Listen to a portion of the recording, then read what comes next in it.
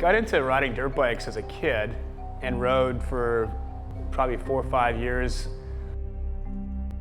Got back into it 3 years ago. Just got my buddy Radic into it. I've only been riding about a year and a half. It was the summer of 2007 and I got a phone call on my cell. And here's Andrew telling me that I should get a dirt bike. Well, I have never ridden a motorcycle up until that point, and thought about it a bit, and I said, listen, if you find me a good deal on a dirt bike down there, I'll buy it and we'll go dirt biking. I was actually just kidding.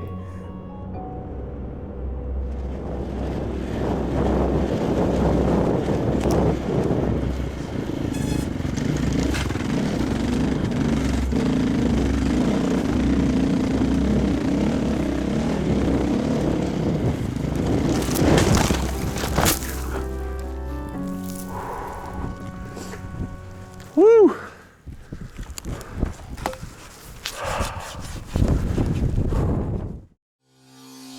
I did a couple enduro races, had a ton of fun. Then we picked up Dust to Glory, and that was it. We got to do Baja. I think I saw Dust to Glory probably the first few months I started riding. Man, it was just amazing to see that type of riding, that type of drama and excitement. There were a few things that inspired us to go watching that. First one for me was watching the bikes and the trucks come off the start line.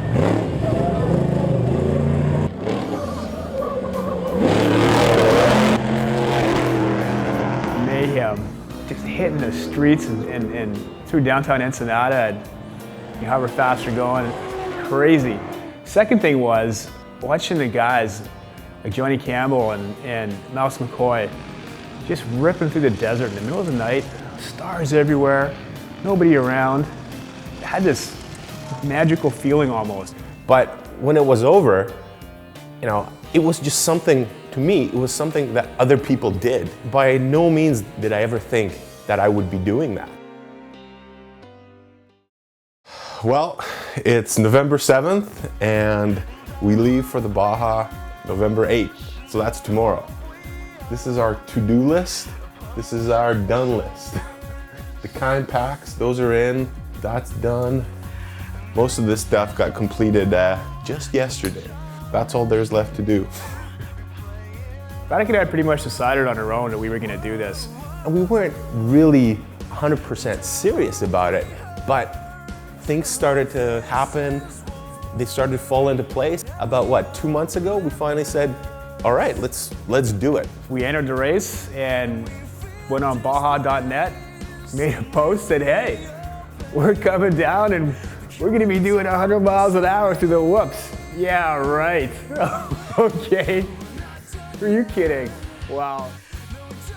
Oh, I need this, we need that, we need the satellite phones, we need this. Like 20 years ago, you just rolled into Baja and did the race. And now it's all, you need all this high-tech stuff. That'd be pretty cool, just rolling down with my dirt bike and sleeping bag and a couple of cans of Wolf chili, and that's it. We'll be done. But this is getting out of hand. Having never raced it, I think we're getting a little bit over our heads. Talking to some of the people on the internet, they tell you, look, come down and just pre-ride. Ride on the Baja. We can only prepare so much for that. Well, you know what? This place is actually pretty good for practicing. It's got dirt, sand, rocks, and most of all, it's got a bunch of like rednecks driving around the wrong way on the highway, on the trails, quads, other motorcycles. I figure it's a pretty authentic training ground.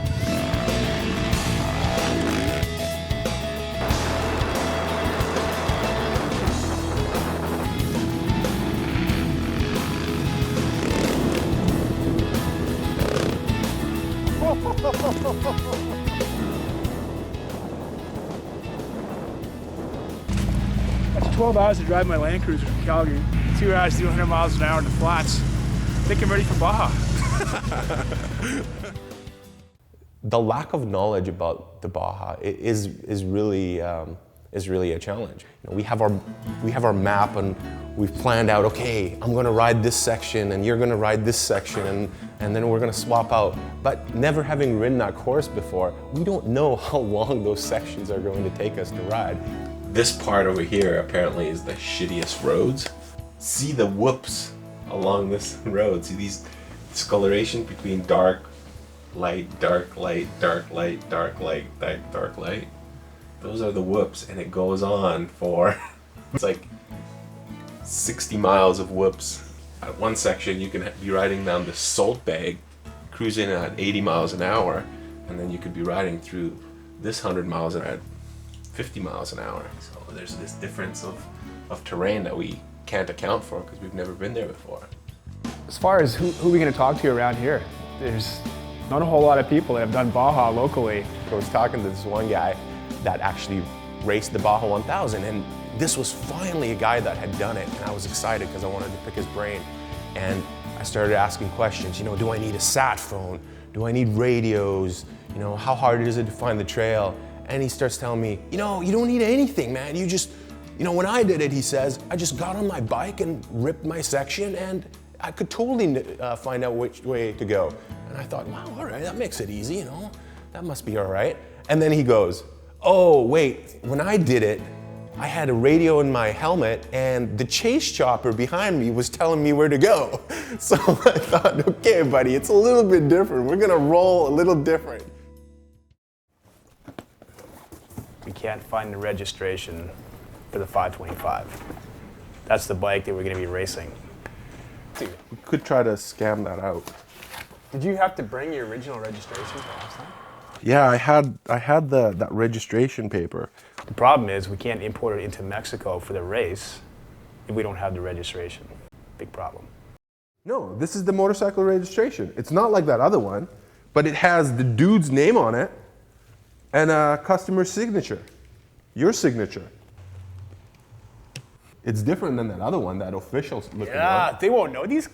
How are they going to know what registration papers look like in Oregon? Initially, we thought it'd be really awesome to get a brand new KTM 690. You know, it's specifically made for the Baja. But that bike is so popular, it's completely sold out in North America.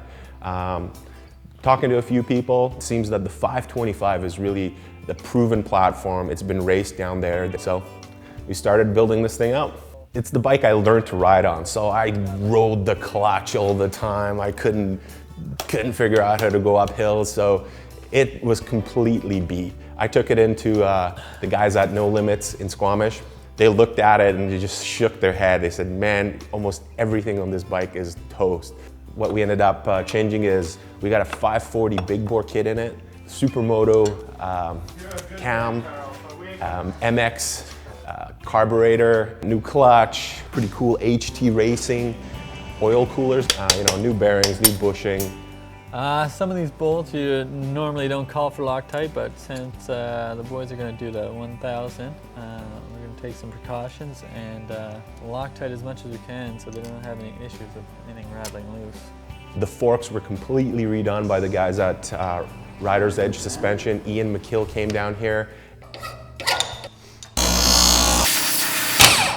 We spent a day and a half just building the thing up. All right, we've installed the Elka suspension steering damper on this KTM 525 XC.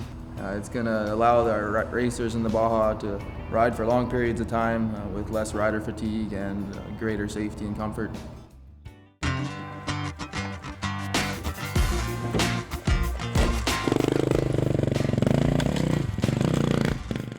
You know, coming from the mountain biking world, it's really interesting to come to a new sport. One of the things that I recognized right away, the companies and the people that really do it for the love are the first ones to step in and to help you.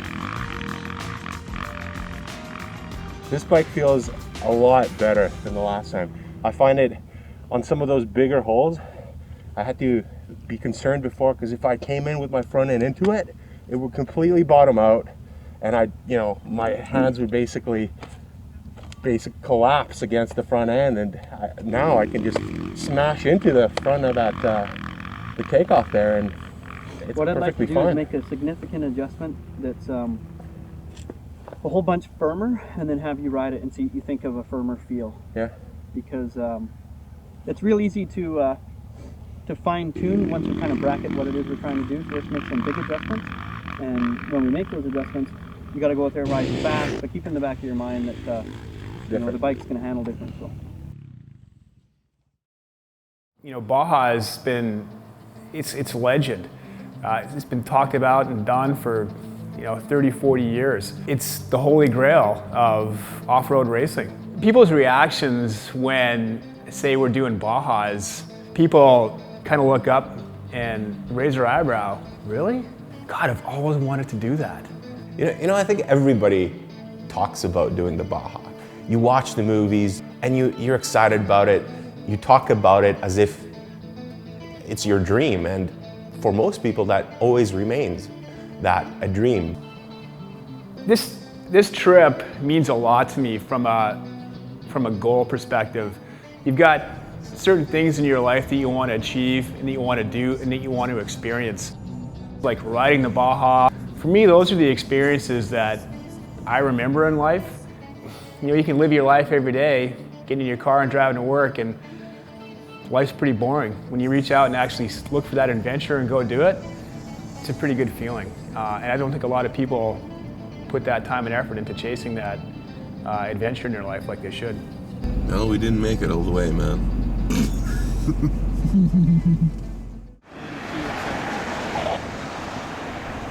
Okay, Mr. Carter. Top speed, heavy truck, pulling a trailer in California, you got to be below 55 or no more than 55 miles an hour, okay? Yep. I had you between 75 and 80 miles an hour for about the last 10 miles. I'm giving you a little bit of a break on your speed. I'm writing you for 70 versus the 80, so 10 miles an hour off on the speed. I need to get a signature from you right there. You're not admitting guilt, okay? You just promise to take care of the ticket. Yep, no, I hear you.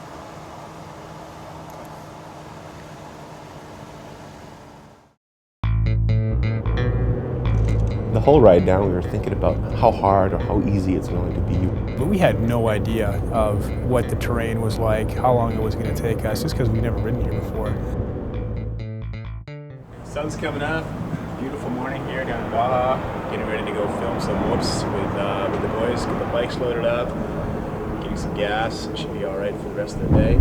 This is what they call pump gas. A lot of guys won't run this in their bikes, but we're running it. Better than the stuff that we got off the some guy's back shed that he siphoned out of an old rain barrel. That was pretty sketchy. When we got there and hit the course, we realized that there's not much technical about it. It's a logging road.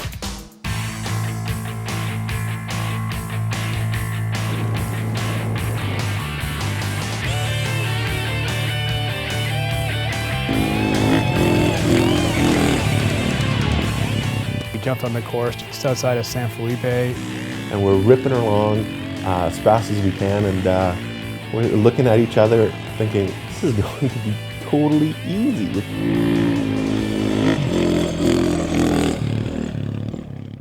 And then we hit the whoops. We're thinking, okay, you know, maybe this is a couple miles of this whooped out stuff. We're just rolling these things along. We've never really ridden that type of stuff for any extended period of time. And it just kept going and going and going. The first thing that crossed my mind was, man, there's 80 or 90 miles of these. There's no way that I'm gonna be able to handle this. One of the big things that hits you riding whoops is, you know, you get just worked so hard. Definitely learned what my limits were during pre-running, which was good. I got thrown around a bit, you know, hurt my thumb, got knocked out for a bit. Give me a good understanding of where my threshold was. It's one thing you do learn down here is that you push it just that much too far and you're gonna pay for it. And it's gonna hurt.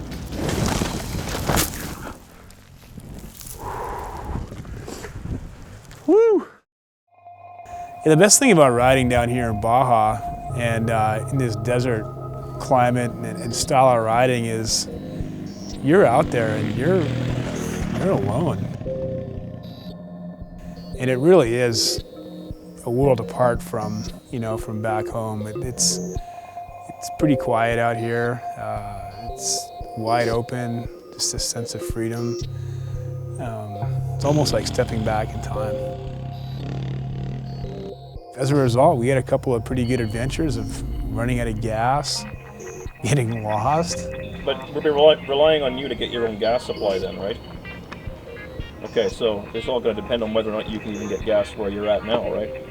Wherever he's at right now, he's out of gas and he can't find any, so he's going to try and poach some off a local.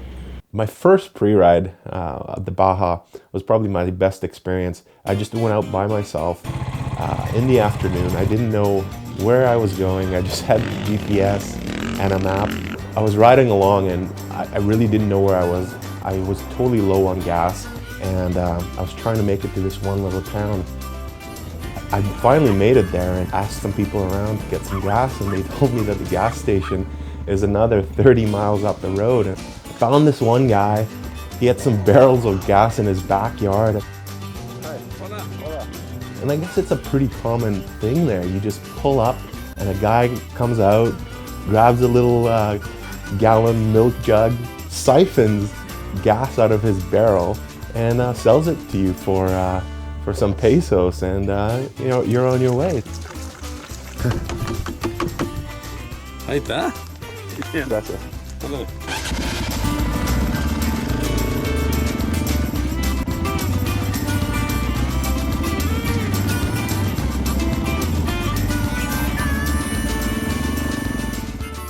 After we had an opportunity to pre-run the course, it became quickly evident that the toughest part of the race was just going to be the length of it. Being able to stay on your bike for that long, you definitely got the feeling that this is going to be tough. It's going to be a lot tougher than I thought it was going to be. Well, we're 3 days before race day now. It's Tuesday. Race is on Friday. I've been pre-running pretty much every day for the last 5 days, and I need a day off. I whacked my thumb in the whoops in San Felipe 2 days ago. Still sore, swollen. Did 150 miles yesterday. Probably done maybe 600 miles total now. I'm laying off. I'm done. Plus we have to build our race bike this afternoon. Hopefully we can get that put together by before it gets dark today. So we thought we were pretty prepared. You know, we built up this awesome bike and it was running really well. It was great, man. This thing really pulled through the sand, pulled through the whoops with the suspension. It was good. We were looking forward to riding it. But I don't know what happened. You know, we crashed the bike. I could feel this slap and this knock in the engine. It just didn't sound quite right. You know, the engine blew up in it, and 2 days before the race. Luckily, there were a couple of guys that were staying with us that were bike mechanics, and they had to listen to that and said, you know what, if you race this, you won't make it 50 miles into the race.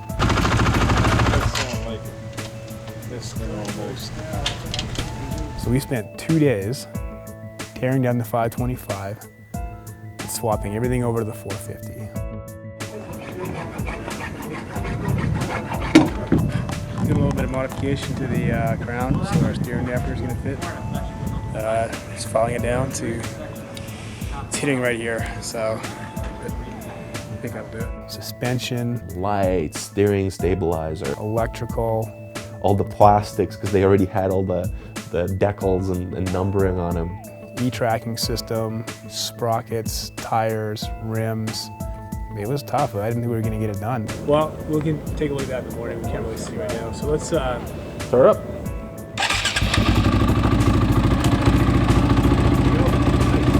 This is good. This is really good.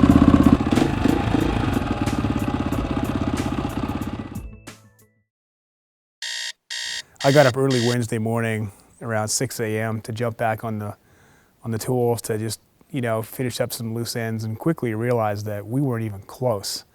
It's a day before we go to Ensenada to race, and I still have to pre-ride my section, which is 250 miles long, and which I'm going to be doing at night. So I just got this big tank. My buddy Rusty just happened to have one, and I'm going to do the whole shot right now. This is all the crap that I'm taking with me. Duct tape, zap straps, rear flasher, medical kit, GPS, some extra lights, sat phone, flashlight, spare clutch and brake levers, battery, tube, gloves, Allen key, utility tool, knife, KTM toolkit with everything that I need to disassemble the bike, leg armor, EVS neck brace, spine protector and body armor, extra water, Visa, MasterCard, cash, and toilet paper. I'm gonna pack this up and go do 300 miles. I'll probably gas up over here in Valley de la Trinidad. Okay. And then this part is kind of sketchy because then I'm gonna take off the west coast, basically doing from 420 to 600, so almost 200 miles. Wednesday night, 6 p.m. or 7 p.m. now, and tomorrow we have to be in Ensenada by 8 a.m. for tech inspection. I spent pretty much 12 hours today on the bike, getting it ready. Meanwhile, Radek's been pre-running his section for the first time, and I hope he's back by at least 9 or 10 this evening so that we can sort out some details on pits and changes and download our GPS with our Mag 7 pin information so we know where we're getting gas. This is how fast things can go wrong. Middle of nowhere. It's nighttime. There's this big fog, so you can't see a thing. It's freezing cold. I have no water. And my GPS fell off my bike. Oh yeah, and one more thing. And I have no lights on my bike. Sweet. 6 o'clock here Thursday morning. We're still in San Felipe. We have to be in Ensenada by 10 a.m. for tech inspection. Radek and Rusty went out for a pre-run yesterday to the coast, and we haven't seen them since. And they were supposed to be back here at 9 o'clock last night. We got up at 5 a.m. and nobody here. Bed's empty, parking lot's empty. We think that they're somewhere near Ensenada, so we're heading our way to go find them and get it sorted out. Well, give us a call when you get to those things. So I guess last night, Radek, he didn't get to Santo Tomas until like 9 o'clock or something like that. And he said the fog rolled in off the coast in the early evening, and he couldn't see a thing. And he bumped into some guys in a dune buggy, and they said it was so silted out they couldn't even get through there in their dune buggy. So yeah, we got to Ensenada that morning, and there's Radek and Russ. Spent the night in Santo Tomas. This was new. That's a long way. We had no first aid kit and no survival gear, so here we are running into this pharmacia 10 minutes before we had to get our helmets and packs and bike inspected. Pharmacia? So we got all that packed up and a couple Snickers bars, and then went to tech inspection. Holy shit, look at these vehicles.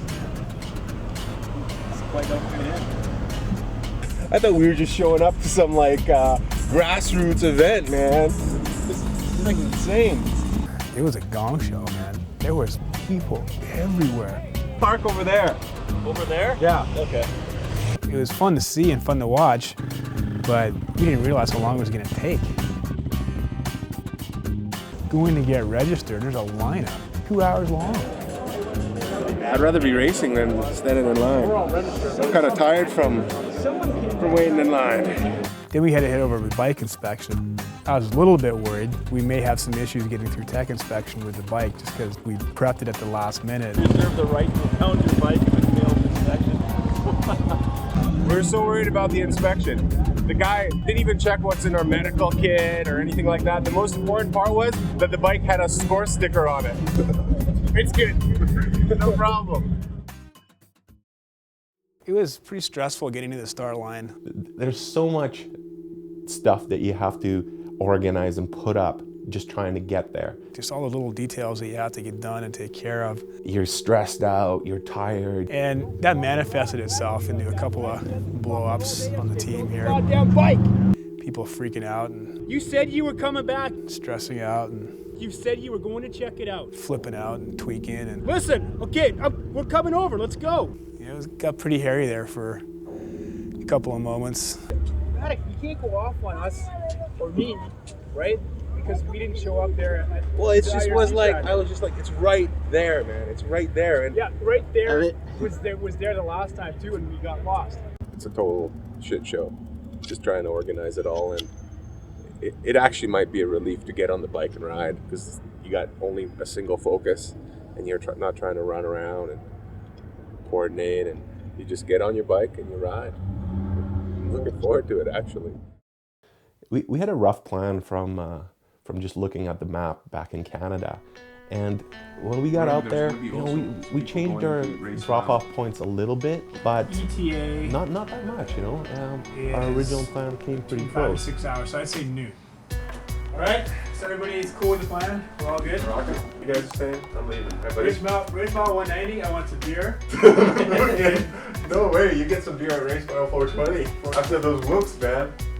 But don't get too drunk, because, in case I get tired. All right, man. You guys, Good? see you tomorrow. All right, man. It's that simple. We got this far. Amazingly, all I gotta do is get this thing to Race Mile 190. The worst possible sleep we could ever have before doing a Baja 1000. All we heard all night was chicks coming and going, literally. I'm not well rested, but it's all right. I haven't really been on this whole trip, so. And at the start line, get this show on the road. The mood on the start line it wasn't as panicky or hectic as I thought it would be. Are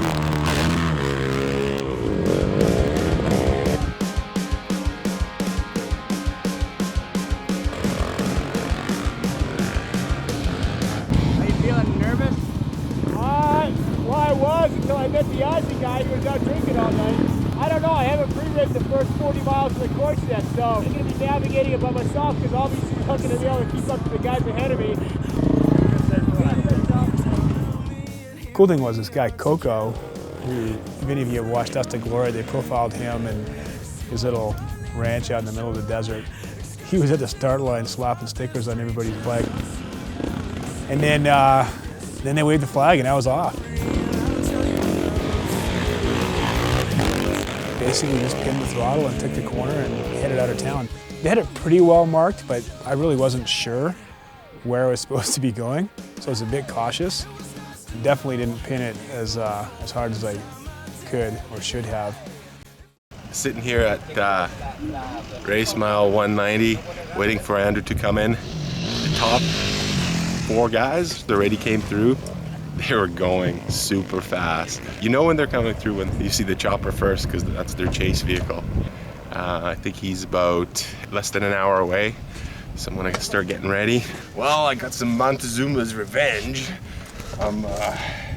Couldn't sleep last night, so we'll see how this goes. Getting a little nervous. All these quads have come by already. They kick up a huge dust storm. Feels like real racing, just like on TV. It probably took me 50 miles just to settle into the race. You're not sure what pace you should be riding at, if you can hold that pace. Just the diversity of the terrain that I had to cover in that 190 miles pretty much covered everything. Hill climbs, big rocks and boulders, whooped out roads, big sand washes, silt beds, and I was done. By the time I hit that 190 mile marker, I was so ready to get off that bike. Andrew came in to the checkpoint, he sort of bounced into the pit and almost a bit out of control, and I could see that he was just pretty stoked that he made it without any problems.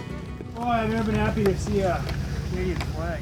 It is crazy out there. It's just balls out. A quad passes you, a bike passes you, and God, you're just choking on dust for forever. Look at that tire, man. It's just tanked. Buddy, I gotta ride that thing for another 100 miles here. Good luck. Hey, be careful, be safe. All right, there you go. Good? Good. I want to see you at the handlebar. There you go. The light is off. We turned off the light, all right?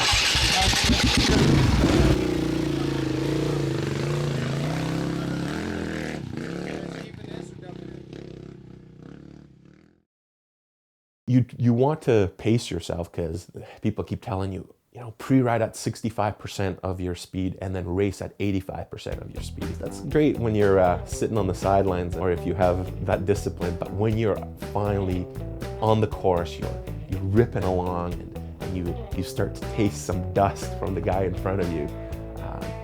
There's something that turns on where you have to catch it.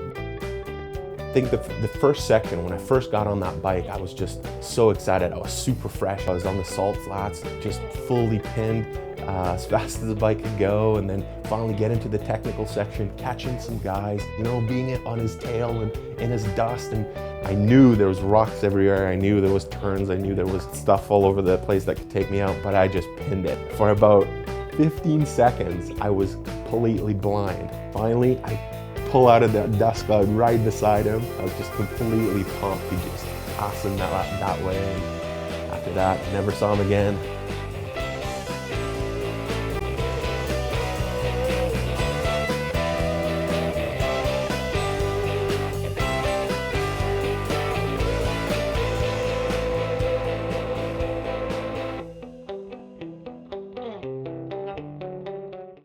This next section should be pretty good. I've pre-rode it 3 or 4 times. We'll have to wait and see. I feel pretty fresh now. I am not looking forward to the whoops though.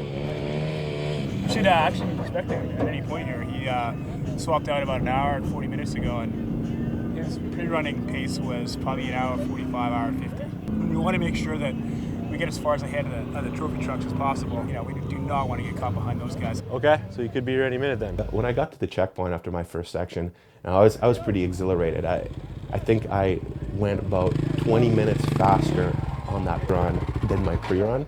So, I was super excited. I wanted to go actually more. Past the quad, past the bike. I'm pumped, man. This is awesome. But I knew I had this night section coming up, so I was pretty glad to give it to Andrew and send him out on the whoop section. Take it easy, man. I think we're doing pretty good. Cole, if you get into trouble, because I'm feeling good, man. Compared to that 530, this thing's a fucking couch. All right, go. It's the next. It's 291. 20 miles.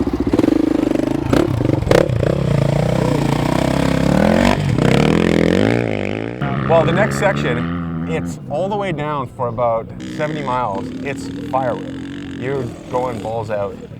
And then on the way back, it's 60, 70 miles of whoops.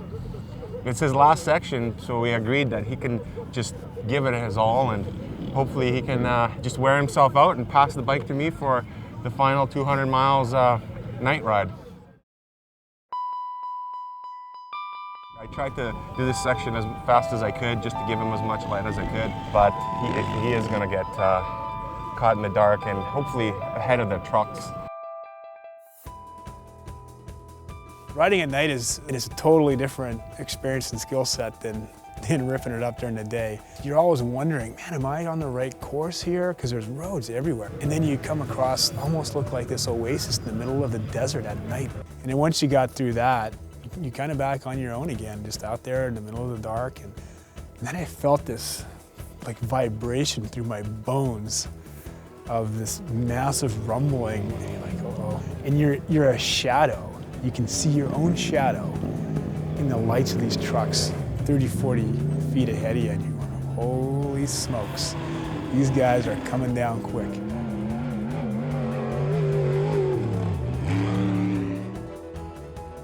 The second pit stop was the first time I saw my first trophy truck full speed during the day racing by, and it's just amazing. Like it's like a surging body moving through the road. It's the whole cab stays completely still, and those wheels are doing all the work, and they completely flow. It's unbelievable. This is what everybody fears: big 1,000 horsepower trophy truck on your butt.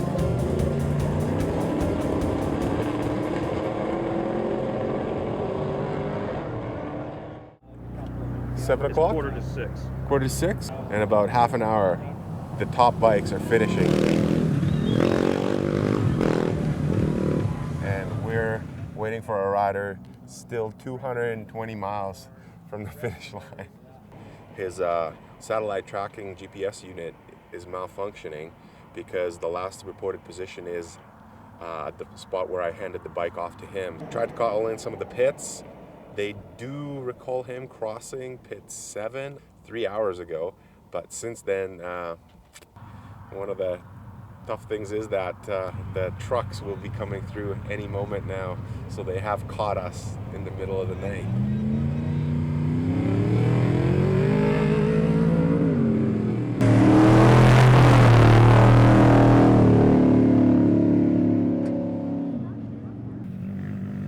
It looks like 2 little lights. Yeah, looks like you're slowing down too. Yeah, this is it. Andrew! Yeah, buddy! Nice work, man. Holy shit, 80 miles of whoops, man.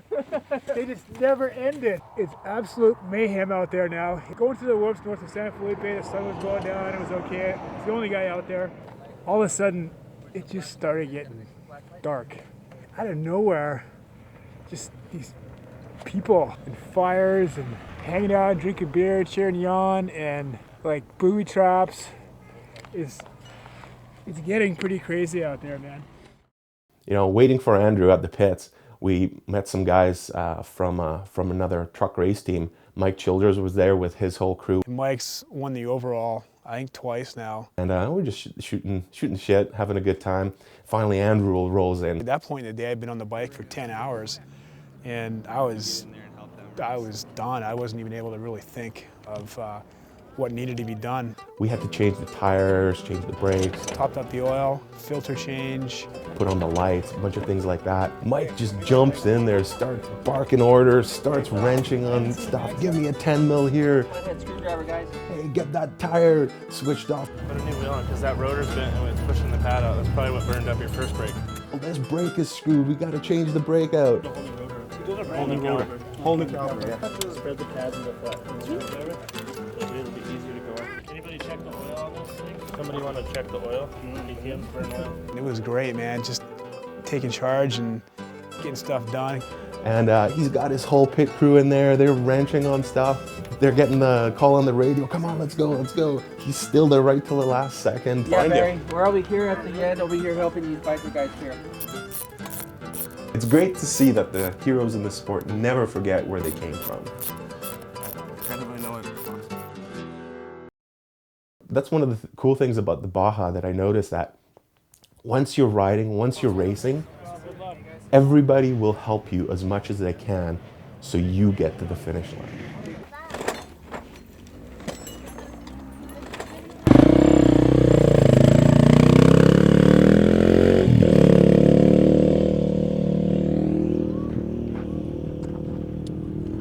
Well, I don't know why we needed to change the front brake and all that kind of stuff, but I never used the brake. Neither of them. I just used the throttle. Yeah. It's good, man. The bike ran well. The good old 450 just pulled and pulled and pulled. Stock 450 KTM. It's just doing its thing. So we're at real small 420 now, and we have 210 miles left to go. And that's a huge pull for Radek, especially at night. I'm sure wishing I don't have to get back on the bike tonight, but we'll see. At that point, the race is more than half over, and I'm done my 2 pieces, and it's all up to Radek now to take it home. It was going to take a major disaster, a screw-up or mechanical failure at that point to prevent us from finishing the race. When I got on the bike for that last leg, I was wavering between 2 sides. On one hand, I wanted to make sure we finished. But at the same time, as I started riding, I really was getting excited.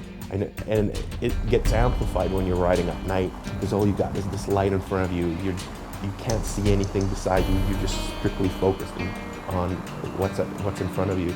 So I was starting to go faster and faster, catching some guys, passing them, and you know, that really encouraged me even more. So I was giving her pretty good. San Vicente, I fueled up, I went through another checkpoint, and you know, I started realizing that we're getting close. I think we can make it. And about 5 minutes after that thought, I came over this silty mound, sort of sunk into all this silt, and my bike completely stalled. I'm getting passed by all these vehicles. I couldn't figure out what was wrong with the bike. I realized that the chain was completely tight. There was something wrong with the chain guide. So I tried to take the tire off, the rear tire off, but at a last checkpoint, we must have tightened it too much, and the little wrench that I had kept bending on me, so I couldn't get it off. Could it really be? Could we have broken down at this point and that's it? We're not gonna finish the race because of this stupid mechanical. I was there probably half hour, 45 minutes, just trying to get this thing going. So you know what, I did it one more time. I took the thing apart again. I wrenched on that chain, tried to free it up. Finally, I got it to loosen up and tighten it back up, start it up, and I finally had powers.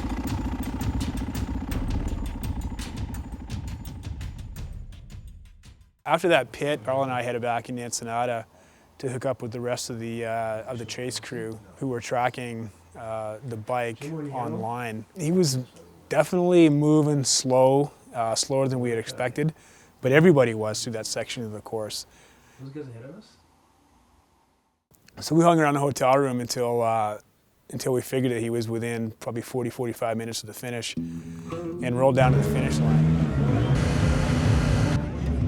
At that point, it was probably 1 o'clock in the morning, and the freak show had been going on for a while. And I think the trophy truck had come across the line a couple hours prior, and all the top buggies were coming through, and some of the solo riders were ripping through at that point. So it was pretty cool to be at the finish line there.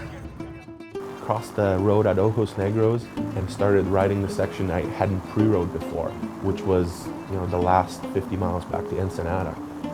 So I finally take the one last corner, and I see all the people.